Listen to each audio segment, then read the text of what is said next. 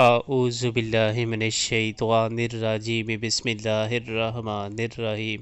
الم تر ان اللہ یسجد له من فی السماوات ومن فی الارض والشمس والقمر والنجوم والجبال والشجر شجر الدواب وكثير من الناس وكثير حق عليه العذاب ومن يهن الله فما له من مکرم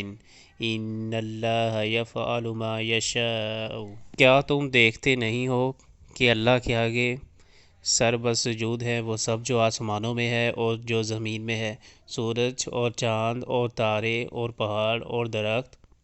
اور جانور اور بہت سے انسان اور بہت سے وہ لوگ بھی جو عذاب کے مستحق ہو چکے ہیں، اور جسے اللہ ذلیل و خوار کر دے اسے پھر کوئی عزت دینے والا نہیں ہے۔ اللہ کرتا ہے جو کچھ چاہتا ہے۔